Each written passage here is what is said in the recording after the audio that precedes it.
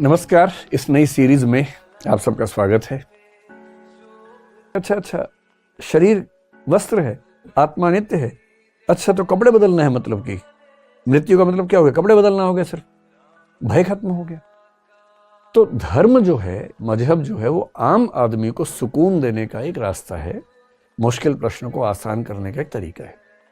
दर्शन मुश्किल प्रश्नों को मुश्किल के लेवल पे सॉल्व करने का तरीका है, बहुत बुद्धिमत्ता के साथ है। उसमें भावनाओं की, आस्था की भूमिका नहीं है, फेथ नहीं है, इमोशंस नहीं है। बहुत कंक्रीट और मतलब रिगरस रीजनिंग के साथ काम करना पड़ता है। जो अध्यात्म है, अध्यात्म इस पूरे ब्रह्मांड के साथ एक कनेक्शन स्थापित करने का नाम है। वो चाहे प्रकृति के साथ हो, चाहे ईश्वर के साथ हो, चाहे किसी और मेटाफिजिकल एंटिटी के साथ हो। इसलिए धार्मिक होने के लिए आध्यात्मिक होना जरूरी नहीं। कई ऐसे धार्मिक लोग हैं जो अध्यात्म के बिंदु पे कभी नहीं जा पाते हैं, कर्म कांड में ही उलझे रहते हैं। आध्यात्मिक होने के लिए धार्मिक होना जरूरी नहीं है। लेकिन बहुत सारे ऐसे लोग हैं जो दोनों हैं, जैसे स्वामी विवेकानंद हैं, महात्मा गांधी हैं। जितने भी धर्मों के प्रवर्तक हैं, चाहे महावीर हों, चाहे बुद्ध हों, चाहे जीसस हों, पैगंबर हों, ये सब लोग ऐसे हैं कि एक धर्म विशेष से जुड़े हैं और अध्यात्म के बिंदु पर भी पहुंचे हुए हैं। गुरु नानक जैसे स्पिरिचुअल बिंदु पर पहुंचे। तो दोनों कॉम्बिनेशन संभव है। ठीक है, थैंक यू सर। आप लोगों को ये फीलिंग तो नहीं आ रही कि मैं एक बाबा टाइप का कुछ वैसा आ रही है? क्या फीलिंग? वैसे नहीं आनी चाहिए एकदम। हम तो ज्ञान विज्ञान की बात करेंगे, लेटेस्ट रिसर्चेस क्या चल रही है। जब हम आत्मा की बात करेंगे, मैं लेटेस्ट न्यूरोलॉजिकल रिसर्च जो चल रही है न्यूरो साइंस में, उसका जिक्र करूंगा। और न्यूरो साइंस सही उत्तर देगी आत्मा के बारे में, चेतना के बारे में। जी नमस्ते सर, मेरा नाम राजन शर्मा है। जी सर, कभी कभी साधारण लोग भी ऐसी गहरी बातें बोल जाते हैं जिससे लगता है कि इसमें काफ़ी दर्शन छिपा हुआ है, लेकिन उसकी पृष्ठभूमि हम देखते हैं तो लगता है कि ये बात आदमी ये कह नहीं सकता है।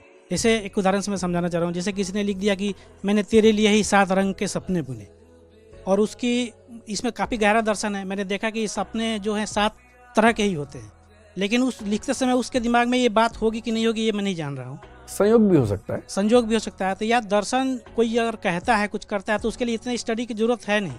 हाँ, एक दर्शन होता है जो आत्म अनुभवों से पैदा होता है, वो भी तो दर्शन होता है ना। जैसे कबीरदास जैसे लोग हैं, कबीरदास ने सुना बहुत, वो कहते थे कि मैंने पढ़ा नहीं। उन्होंने खुद ये क्लेम किया, हालांकि पता नहीं सच है कि नहीं, लेकिन सुन के, ऑब्जर्व कर करके वो जितने गहरे स्तर पे चले गए, उतनी गहराई तो बहुत रेयर तरीके से दिखती है किसी में।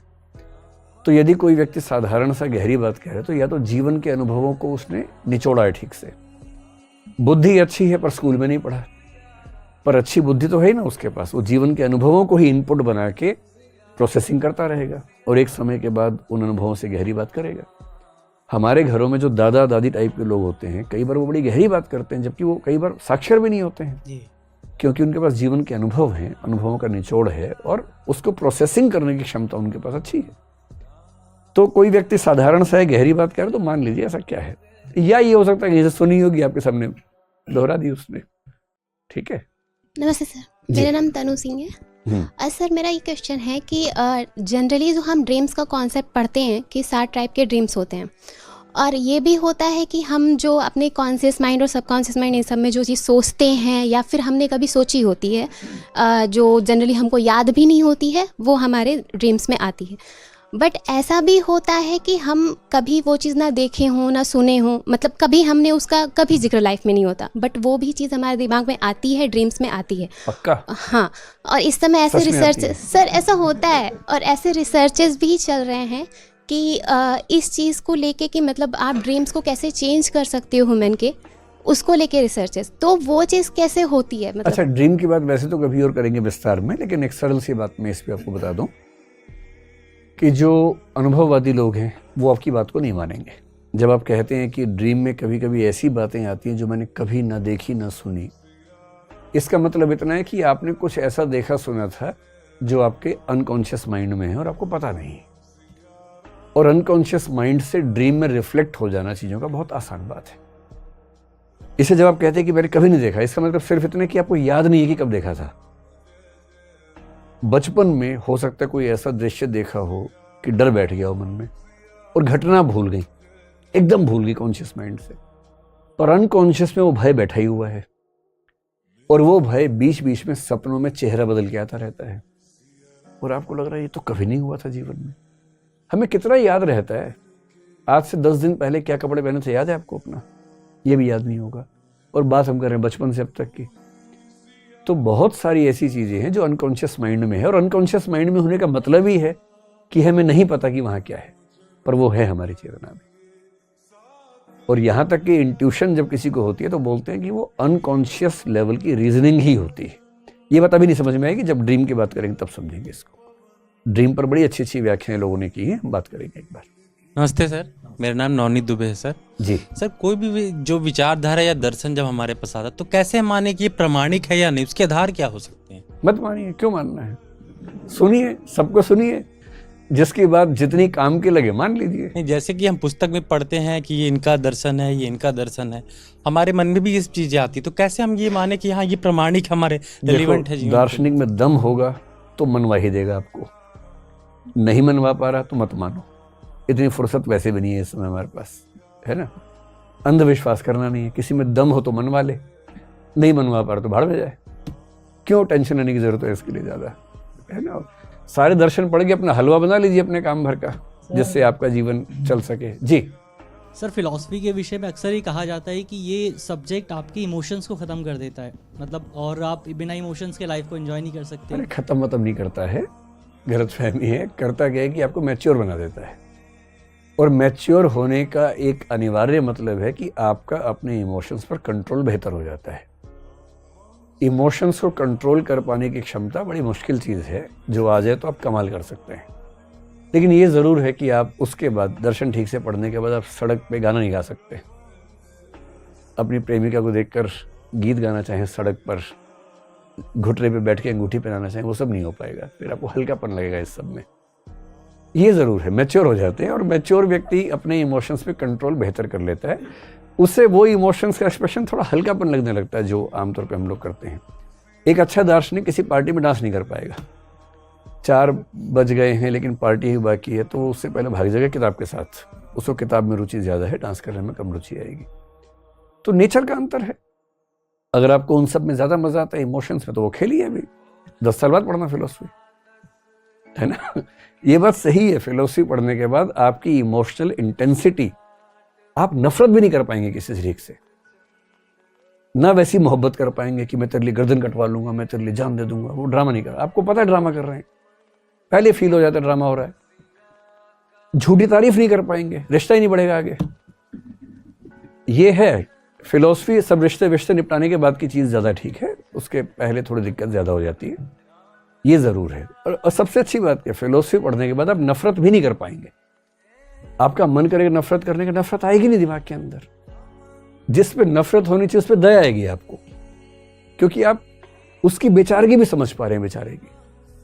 जैसे अभी इमोशन से भरे हुए व्यक्ति को आपको गाली दे, आप 4 से मल्टीप्लाई करके वापस भेजेंगे उसके पास, जितना उसने दिया 4 गुना आपने दे दिया उसको। ये इमोशनल इंटरेक्शन चल रही है। फिलोसफी ठीक से पढ़ लीजिए, फिर कोई गाली देगा, आप सोचेंगे क्यों दे रहा है गाली, फिर सोचेंगे अच्छा इतना भी नहीं समझ पा रहे, गाली नहीं देनी चाहिए, कोई बात नहीं। आप मुस्कुराएंगे, सिर पे हाथ रखेंगे, कोई बात नहीं, कोई बात नहीं, जाओ। गुस्सा ही नहीं रहा आपको दया आ रही है कि ये बेचारा इतना भी नहीं समझ पाता कि व्यर्थ काम कर रहा है। अब ये डेवलपमेंट है या डिटेरियोरेशन है, ये आपको तय करना है। मेरे ख्याल तो डेवलपमेंट है, लेकिन पहले वो सब कर लो, उसके बाद ये सब कर लेना फिलोसफी वाला काम। हेलो सर, मेरा नाम रवि है। सर, अभी आपने ज्ञान मीमांसा पढ़ाया था, उसमें मुझे थोड़ा सा डाउट है। क्या? जैसे आपने इल्यूजन और साइंस को, इसमें 2 चीज़ें बताई थी, तो मेरा सवाल ये है, जैसे हमें इल्यूजन हुआ कि वहाँ पर हमारा फ्रेंड खड़ा है, तो वो हमारे पास आया, हम उसके पास गए, क्लियर हो गया वो हमारा दोस्त है या नहीं है। और अगर पास गए ही नहीं तो क्लियर होगा ही नहीं, क्लियर नहीं होगा सर। जिंदगी में भी क्लियर नहीं होगा। हाँ, बट और सर, आप हो सकता है कि नफरत करें कि एक दिन सामने से देखा, इसने बात नहीं की मुझसे। हाँ। जिंदगी भर आप नफरत करते रहे, जबकि वो था ही नहीं उस दिन। हाँ, ये भी तो हो सकता है। हाँ सर, मेरा प्रश्न ये है, लेकिन जो चीज़ हमें इल्यूजन के थ्रू दिखाई दे रही है, सामने है, हम वहाँ पर गए फिर भी वो चीज़ नहीं है, जैसे कि मरीचिका। ये हेलुसिनेशन है। हेलुसिनेशन का मतलब है जहाँ कुछ भी नहीं है वहाँ एक्स दिख रहा है आपको, और इल्यूजन का मतलब है कि एक्स के बदले वाई दिख रहा है। बट सर, वो साइंस के अगर फैक्टर से देखें तो वो चीज़ है। ठीक है, साइंस उसकी व्याख्या कर देता है कि ऐसा क्यों होता है, लेकिन हेलुसिनेशन तो हो ही रहना उसके बाद भी। एक रेगिस्तान में लंबी सड़क पर आप ड्राइव कर रहे हैं, आपको पानी ही पानी हर जगह दिख रहा है और पानी है ही नहीं कहीं। हेलुसिनेशन तो है ही, साइंस ने उसकी व्याख्या कर दी, ये अच्छी बात है। ठीक है, लेकिन कहते उसको हेलुसिनेशन नहीं है। जी सर, मैं रमेश रंजन। फिलॉसफी में ऐसा कहा जाता है कि कुछ भी गलत नहीं होता, सब सही ही होता है। क्या ये सच है कि सब सही ही होता है?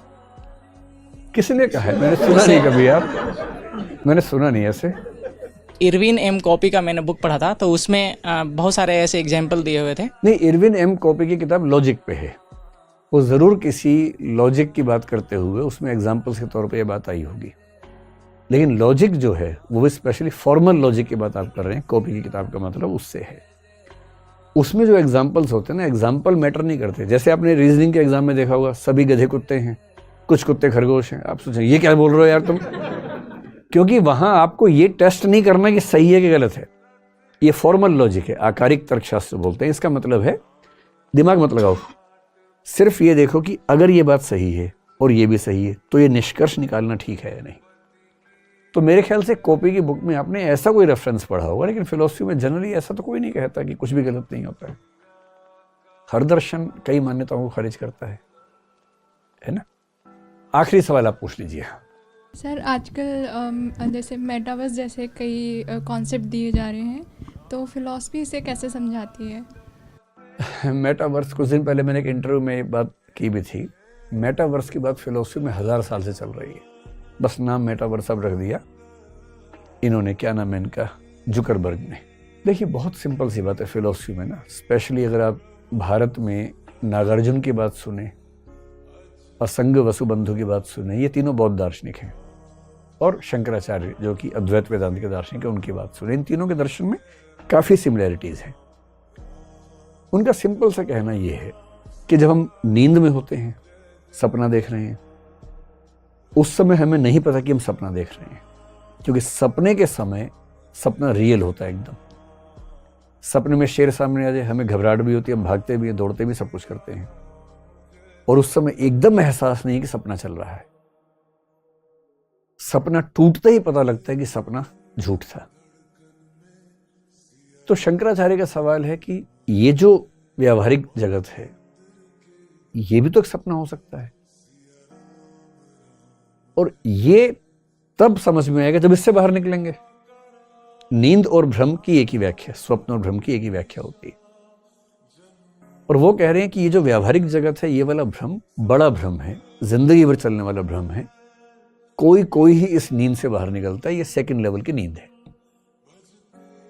और थर्ड लेवल पारमार्थिक स्तर पर केवल ब्रह्म है, जिसके लिए बौद्ध लोग परिनिष्पन्न शब्द का इस्तेमाल कर लेते हैं, महायानी बौद्ध। अब मैं कई बार मजाक में अपने दोस्तों से बोलता हूं कि जितने तनाव जीवन में होते हैं ना, कि मेरा एग्जाम, मेरा ये, मेरा वो, एक संभावना है। मैं ये नहीं कह रहा कि अब जरा भी इसको फॉलो करें जीवन में। दर्शन को पढ़िए, एंजॉय कीजिए, लोड मत लीजिए अपने ऊपर, कमंडल उठाने की जरूरत नहीं है एकदम कि अब मैं साधु बन जाऊंगी, साधु बन जाऊंगी, वो सब नहीं करना है। ठीक है, जीवन जीना है, लेकिन समझदार होते हुए जीना है, जानते हुए जीना है कि लोग क्या क्या सोचते हैं। इस बात की लॉजिकल पॉसिबिलिटी सच में है कि ये दुनिया एक वीडियो गेम की तरह हो और हमारा रिमोट किसी और के पास हो। उसने रिमोट से उछाला, आपका छक्का लग गया, अगर वाह मैंने छक्का मारा, सब बधाई दे रहे हैं आपको, आज तो रिमोट किसी और के हाथ में चल रहा है। इसको नियतिवाद कह देते हैं, डिटर्मिनिज्म कह देते हैं। ये ऐसा है या नहीं किसी को नहीं पता। मैं ये नहीं कह रहा कि ऐसा होता है, कुछ लोग कह रहे हैं कि ऐसा होता है। पश्चिम में हीगल कुछ ऐसी बात कर रहे हैं, पर ब्यूटी दर्शन की ये है कि जब तक साबित ना हो मानिए मत, और जब तक खारिज ना हो छोड़िए मत। एक लॉजिकल पॉसिबिलिटी के तौर पे मान सकते हैं। तो अगर ऐसी संभावना है तो ये दुनिया अपने आप में एक मेटावर्स है, कि कुछ रियल लोग हैं, उनके अवतार, एवेटर्स इस दुनिया में, जिनमें से एक मैं भी हूं। मैं किसी का अवतार हूं, आप किसी और की अवतार हो सकती हैं। और हमें इस लेवल पर कभी समझ नहीं आएगा कि ये सब खेल चल रहा है।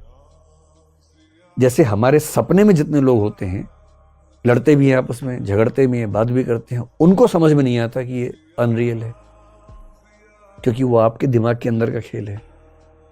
ये किसी और के दिमाग के अंदर का खेल हो सकता है। यही बात हीगल ने कही, यही शंकराचार्य ने कही, कई लोगों ने कही है, पर ये साबित नहीं हुआ है। इसलिए निराश नहीं होना कि अरे हम तो वीडियो गेम चल रहा है, ऐसे नहीं। एक पॉसिबिलिटी है, लॉजिकल पॉसिबिलिटी है, हो सकता है। और है तो भी क्या दिक्कत है, वीडियो गेम में ही जीतेंगे, हम वीडियो गेम में ही सफल होकर दिखाएंगे, ये भी तो हो सकता है ना। और ये किसी को दुनिया में नहीं पता, किसी का व्यक्तित्व कैसा भी हो, दाढ़ी कितनी भी लंबी हो, किसी को नहीं पता कि दुनिया की सच्चाई क्या है। और जब तक खारिज ना हो, दुनिया को सच मान के चलिए, एकदम रियल मान के चलिए और इसको ठीक से एंजॉय कीजिए, क्योंकि जीवन पूरे मतलब लाइकलीहुड है कि एक ही बार होता है, तो उसको क्यों मिस करना किसी भी चीज़ के लिए। ठीक है, बैठिए, समाप्त किया जाए। आप लोगों का अनुभव दर्दनाक रहा, ठीक रहा, दिमाग की बत्ती जली या जल ही गई? जली। चलिए, धन्यवाद। अब जो ऑडियंस हैं इस वीडियो के, वो लोग अपनी राय इस पे लिख के भेजें। कुछ अगर आपके सवाल हो फिलॉसफी के, वो इस पे लिख के भेजें। और अगर आपको लगता हो कि ये सब पढ़ने से तनाव ज़्यादा है, तो लिख के भेजिए कि इसको ख़त्म किया जाए, तो हम इसको ख़त्म कर देंगे। अगर आगे बढ़ना हो तो बढ़ाएंगे। धन्यवाद, बहुत बहुत धन्यवाद आप लोगों का। Most welcome.